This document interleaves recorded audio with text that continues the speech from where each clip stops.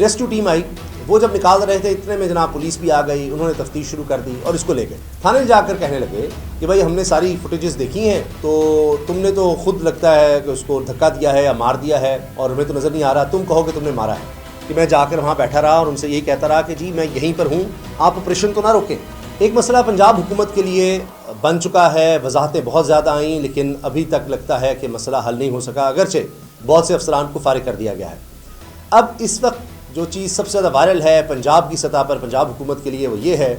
کہ متاثرہ شخص جس کی اہلیہ اور بیٹی کا انتقال ہو گیا مین ہول میں گرنے سے، اس نے سارے میڈیا کو ساری کہانی سنا دی ہے۔ اس نے صاف صاف بتا دیا ہے کہ اس پر تشدد کیا گیا، اس پر ٹارچر کیا گیا اور اس سے نازیبہ گفتگو کی گئی۔ ہوا یہ کہ جب یہ سارا واقعہ ہوا، یہ سانحہ ہوا کہ یہ خاتون اور اس کی بیٹی گر گئے، مین ہول میں گر گئے اس میں اور پانی میں بہہ گئے، تو اس کے بعد اطلاع دی گئی۔ ظاہر ہے کہ انسان پینک میں آتا ہے، پریشان ہوتا ہے، کیا کرے، مدد کے لیے پکارتا ہے۔ ریسکیو ٹیم آئی، وہ جب نکال رہے تھے اتنے میں جناب پولیس بھی آ گئی، انہوں نے تفتیش شروع کر دی اور اس کو لے گئے تھانے جا کر کہنے لگے کہ بھائی ہم نے ساری فوٹیجز دیکھی ہیں،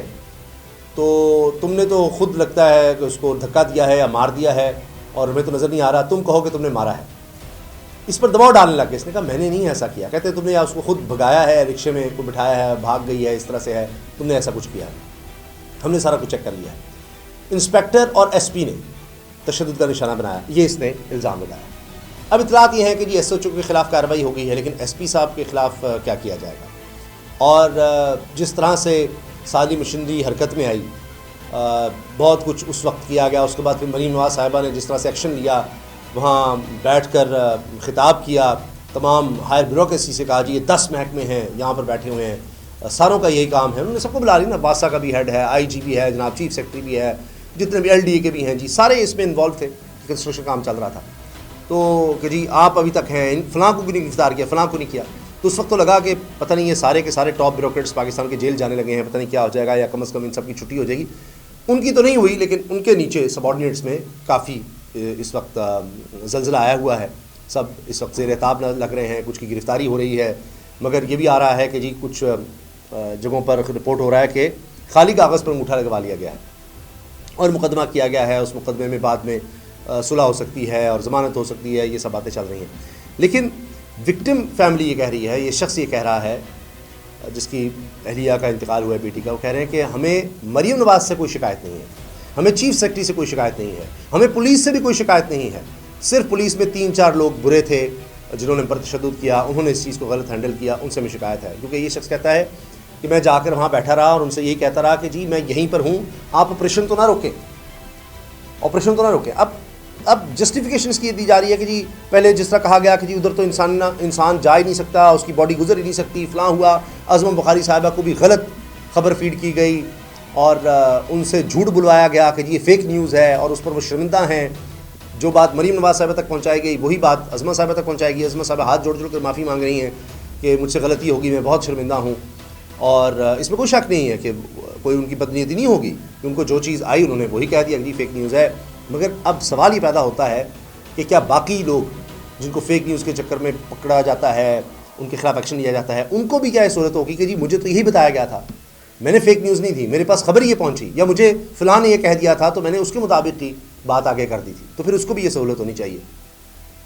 لہٰذا وکٹم فیملی کی طرف سے جب لگ رہا ہے کہ جی جو ٹاپ بیوروکریٹس ہیں، جن چیف سیکرٹری کا نام لے دیا، مریم صاحبہ کا نام لے دیا، ان سے کوئی شکایت نہیں ہے، یا عظمہ صاحبہ کا انہوں نے کہا، جس طرح نام تو نہیں لیا، ان سے کسی کو کوئی شکایت نہیں ہے۔ ہاں جو وہاں پر بیٹھے تھے ایس ایچ او اور ایس پی، ان سے شکایت ہے۔ لیکن سوال یہ ہے کہ ان کی تربیت کون کرتا ہے، اور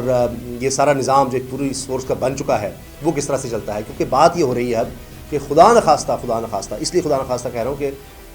یہ معاملہ اور بگڑ جانا تھا اگر یہ ان کی ڈیڈ باڈیز، ان کی لاشیں نہ ملتی۔ ایک تو ویسی تکلیف اور زیادہ بڑھ جاتی ہے کہ پتہ نہیں کہاں ہیں، کیا صبر تو آ جاتا، ہمیں پتہ تو لگتا ہم نے کہاں دفنایا ہے، وہاں جاتے تو صحیح فاتحہ پڑھ لیا کرتے، ان کے لیے دعا کر لیا کرتے، کوئی نشانی تو ہمیں مل جائے۔ دوسرا پہلو اس کا یہ ہے کہ پھر تو پولیس نے مار کے پتہ نہیں قتل منوا لینا تھا اس شخص سے، یہ مان جاؤ کہ تم نے ہی قتل کیا ہے، اور وہ بیچارہ تشدد میں آ کے چاہے مان جاتا، اور پھر پتہ نہیں کیا ہوتا کیا نہ ہوتا، نہیں ملی لاشیں تو کچھ نہیں تھا، وہ تو فوراً ایک لاش مل گئی، پھر کئی گھنٹے بعد وہ بچی کی بھی مل گئی۔ تو یہ پہلو اب اجاگر ہو رہے ہیں. تو چاہے پنجاب ہے چاہے سندھ ہے, یہاں یہی ہوتا ہے کہ اوپر کے لوگ بچ جاتے ہیں, نیچے نیچے جناب ایکشن ہمیں نظر آ جاتا ہے. چلے کم از کم وہاں تو ایکشن ہوا, وہاں تک تو ہوا. ابھی گل پلازا میں بھی دیکھ لیجئے, وہاں بھی یہی تھا کہ جی میئر صاحب کا قصور نہیں ہے, نیچے قصور ہے, اس کے لیے انکوائری ہو رہی ہے, جوڈیشل انکوائری کرائیں گے, فلاں ہوگا. وہ بھی ابھی تک قصہ چل رہا ہے. پتہ نہیں وقت کب آئے گا کہ جب ہم ایسے حادثات, ایسے سانحات نہیں دیکھا کریں گے, اور ہمیں ضرورت نہیں ہوگی کہ یہ سوال اٹھائے جائیں یا اس طرح کی دل خراش باتیں ہمیں آپ سے شیئر کرنی پڑیں کہ یہ سارا کچھ کیا ہوا.